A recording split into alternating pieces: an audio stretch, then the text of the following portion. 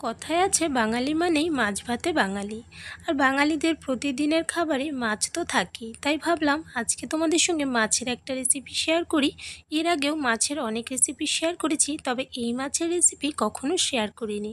Hello friends, welcome to Shimpi and mummy's kitchen. আজকে আমি তোমাদের সঙ্গে সরপুঁটি মাছের ঝাল রেসিপি শেয়ার করব। খুবই সহজ রেসিপি, তৈরি হয়ে যাবে ঝটপট, কিন্তু খেতে কিন্তু বেশ মজার। তাহলে চলো রেসিপিটা শুরু করা যাক। সবার প্রথমে মাছগুলো ভাজবো, আর তার আগে মাছে একটু হলুদ লবণ মাখিয়ে নেব। একটা বাটিতে আমি হলুদ নিয়েছি অল্প, সঙ্গে অল্প লবণ নিয়েছি। তার মধ্যে মাছগুলো দিয়ে দিলাম। এগুলো কিন্তু সরপুঁটি মাছ। তার সঙ্গে একটু সর্ষের তেল দিয়ে ভালো করে মাখিয়ে নিলাম। এবার এটাকে 5 মিনিটের জন্য রেখে দিচ্ছি। এবার এদিকে একটা কড়াই বসিয়ে নিয়েছি, এর মধ্যে পরিমাণ মতো দিয়ে দিলাম সর্ষের তেল।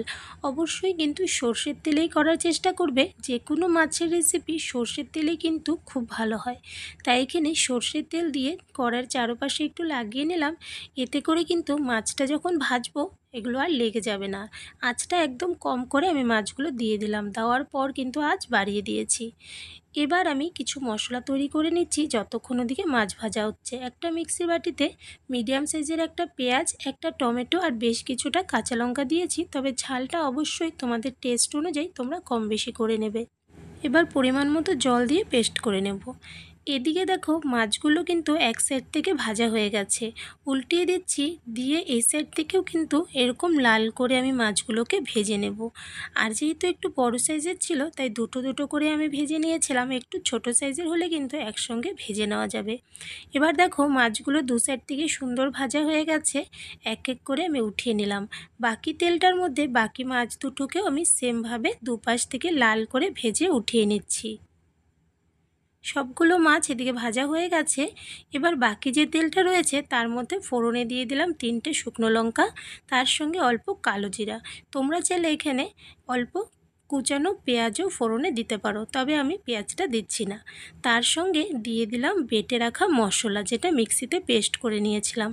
এবার মশলা দিয়ে মিক্সির বাটিটা ধুয়ে সামান্য একটু জল দিয়ে ভালো করে নেড়েচেড়ে মশলাটা একটু ভেজে নিচ্ছি। হালকা একটু ভেজে নিলে পেঁয়াজ, টমেটো, কাঁচা লঙ্কার যে কাঁচা গন্ধটা সেটা কিন্তু বের হয়ে যাবে। আর তারপর এর মধ্যে আমি গুঁড়ো মশলা অ্যাড করছি। এখানে পরিমাণ মতো লবণ দিয়েছি, 1 চামচ জিরের গুঁড়ো দিয়েছি, সঙ্গে দিয়ে দিলাম অল্প হলুদ গুঁড়ো, ছোটো চামচের 1 চামচ দিয়েছি লাল লঙ্কার গুঁড়ো। দিয়ে এবার ভালো করে মিশিয়ে বেশ করে মশলাটা আমি কিন্তু কষিয়ে নেব। প্রথমে বাটা মশলা একটু কষিয়ে তারপর গুঁড়ো মশলা অ্যাড করলে কিন্তু বেশ ভালো টেস্ট হয়। অবশ্যই তোমরা এভাবে করার চেষ্টা করবে। এদিকে দেখো 2-3 মিনিটের মতো মিডিয়াম টু হাই হিটে আমি কষিয়ে নিয়েছি। মশলাটা বেশ এরকম জলটা শুকিয়ে গাঢ় হয়ে এসেছে। তখন ছোট টুকরো করে রাখা টমেটো দিয়ে দিলাম। দিয়ে ভালো করে নেড়েচেড়ে আরও 1 থেকে 1.5 মিনিটের মতন কষিয়ে নিচ্ছি। এই রেসিপিটা হতে কিন্তু খুব বেশি সময় লাগে না, ঝটপট তৈরি হয়ে যায়। এবার মশলা কষানো হয়ে যাওয়ার পর এর মধ্যে আমি 1 কাপ দিয়ে দিলাম জল। যেহেতু এটা মাখা মাখা হবে, তাই এখানে জলের পরিমাণটা কম রেখেছি। তোমরা চাইলে একটু বেশি করেও ঝোল ঝোল করে করতে পারো, সেক্ষেত্রেও বেশ ভালো হয়।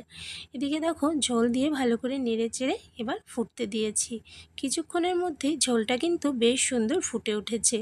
এই সময় এর মধ্যে আমি ভেজে রাখা মাছগুলো দিয়ে দিচ্ছি। আর সকালবেলা বানিয়েছিলাম, তো সকালের খাবারে কিন্তু একটা ভাজি মাছ আমাদের শেষ হয়ে গেছিলো, মানে খাওয়া হয়ে গেছিলো।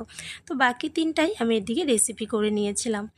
এদিকে দেখো মাছগুলো দিয়ে আমি উল্টিয়ে পাল্টিয়ে বেশ একটু কিন্তু জাল করে নিয়েছি, 1 থেকে 1.5 মিনিটের মতো। বেশ মাখা মাখা হয়ে এসেছে। এই সময় উপর থেকে একটু ধনেপাতা ছড়িয়ে দিলাম। আমার কাছে দেশি ধনেপাতা ছিল না, তাই বিলাতি ধনেপাতা দিয়েছিলাম। তোমাদের কাছে দেশিটা থাকলে অবশ্যই সেটা দেবে। এবার নামিয়ে একটা থালার মধ্যে উঠিয়ে নিয়েছি। দেখতে কিন্তু বেশ ভালো হয়েছিল, খেতেও দারুণ মজার। রেসিপিটা কেমন লাগলো কমেন্টসে জানিও। ভালো লাগলে লাইক করো, শেয়ার করো। আর এই চ্যানেলে নতুন হয়ে থাকলে প্লিজ চ্যানেলটা সাবস্ক্রাইব করে নিও। আরও একটা নতুন রেসিপি নিয়ে আবারও দেখা হবে। তাহলে আজকের জন্য বাই বাই।